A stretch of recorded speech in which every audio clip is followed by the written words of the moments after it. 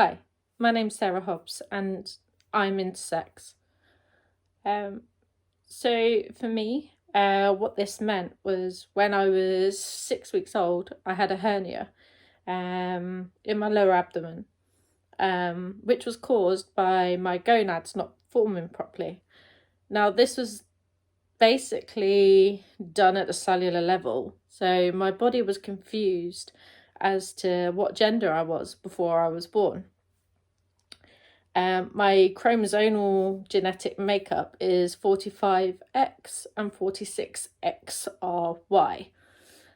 And basically, what that means is normally in women you have an XX as your chromosomes, and with men you have XY, and you have two sets. For me, I didn't have that. I had one set that was X and nothing, and another set that was X and Y. So I had basically male, female chromosomes kind of causing not havoc, but they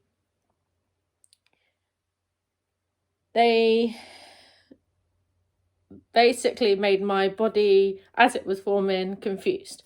Therefore, when I was born, I didn't have ovaries, I didn't have testes, I had gonads. So they hadn't formed. Due to that. So I was very young, so 6 weeks was my first operation. I have a scar going across my abdomen for that. And my right gonad, I think, was removed at that age.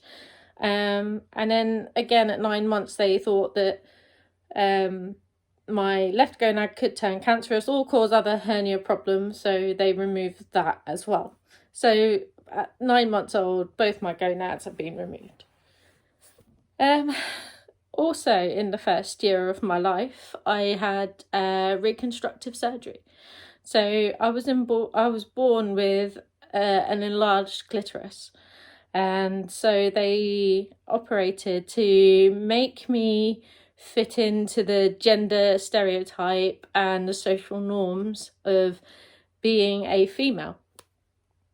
So yeah, I had that done. I'm on a journey myself. I found out about being intersex when I was 25 years old. Obviously, I had all these procedures done when I was very, very young, but I wasn't really fully informed. And yeah, so I was 25 years old. I was in my bedroom one night, bored, and I just glanced over, saw a letter from the hospital on my bedside table and thought, do you know what? Why not? Let's give it a whirl. Let's have a look. So I typed my name of my medical condition, which is called gonadal dysgenesis, into Google. Now, if there's anybody watching here who has done that, this is how you're finding out about stuff about you, seriously, my heart goes out to you. This isn't a way that someone should find out this about themselves. It was hard. It was hard just to see all of this information that was coming out, and so much stuff about intersex. I'd never even heard of the term intersex before that. Yeah, and obviously then things spiraled. Questions kept coming at me from all directions, and I wasn't in a good place. I was fortunate I had some really, really good friends around me at the time who supported me, who talked me through everything, who gave me advice. One piece of advice that really helped me in the outset and the initial thing was, because there was so much information coming through, was to write everything down. Start putting things down, offloading it from the mind and from the head, and getting it onto the page. And again, this works so well for me in terms of processing everything. I would highly recommend that to anyone who's watching. If you are going through this, and I hope you're not, I hope you are finding out in a more informed way. Take notes, just write everything down, everything in your head. Keep a journal, keep a diary, just offload it. Don't let it sort of sit in the head, because that's not good. So yeah, I then had loads of questions from my consultant, who was brilliant. When I first then, at 25, going to my next appointment with the consultant, I sat there. We did the normal thing of how is everything, how's the medication, all this kind of stuff. And then normally I'm only in there 5 minutes. It literally is brilliant. Yeah, fine. This, right, change that, and then move on. Go. See you in 12 months. But this time I went prepared. Again, if I was you and you're in a similar situation, again, I hope that you're not, but if you are, write down a list of questions next time you go to your consultant appointment. Take those with you. Yeah, and I basically turned around to him at the end of the appointment, or what he thought it probably was the end of the appointment, and I just said, actually, I've got a few questions. And at that point, he kicked his chair back and he went, do you know what? I've been waiting for this. So then I spent the next 45, 50 minutes just in there, and he was so good. He went through, answered every single question.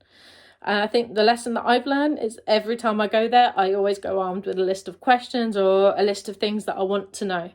And I've learned so much. In the last 7 years, I've learned so much about myself. I've learned so much about my medical past. It's been seriously eye-opening.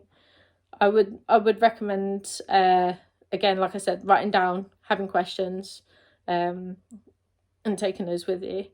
It has been hard. I've learned, again, like I said, I've learned a lot about myself through this. And again, please feel free to comment, to sort of send me messages. I'm also on Twitter, I'm on Instagram, Facebook. Please message me. I'm happy to talk, share my story. I think the only way that we can make progress in this is by talking, is by sharing our stories, is by creating awareness of being intersex and intersex conditions as well.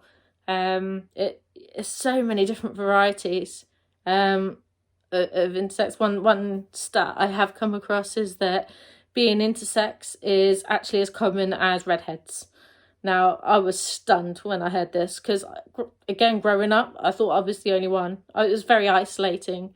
It wasn't really talked about. It was something that was, just kind of, wasn't really mentioned. And again, now I know that actually it is really common, and, we do need to talk, and especially to prevent any cosmetic surgeries done on intersex infants and children. Again, I had the clitorectomy at age 9 months, and then I had another procedure when I was 13 called a vaginoplasty, another cosmetic procedure. And at the time, I was under the impression, I just thought that it was an exploratory procedure. So I didn't really question it at the time, but then I woke up and I was paralysed from the waist down through, I think it was an epidural, or something similar. And I freaked. And, that's not nice. I think, even though I was 13, under the care of, my mum at the time and parents, I think it's so important to make even children aware of what's happening to them and what's happening to their bodies. Because it's their body at the end of the day. They need to make these decisions for themselves, especially when it's not life-threatening. It's just cosmetic. So they don't need to make these decisions for the infants and the children. They can do that when they become of an age to make that decision for themselves. So yeah, and again, sharing stories, talking about it, creating dialogue is the only way that we can make change and make change for this. Because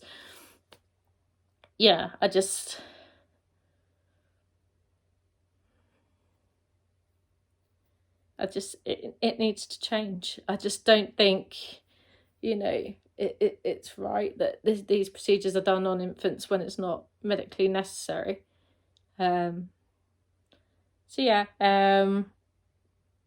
that's my intersex story in a nutshell. If you want to find out more, please check out my website, links below. Please check out my blog. I'm posting up posts on there of information I'm finding, of anything new that's happening with me and my journey. And yeah, please feel free to connect. I'm happy to chat.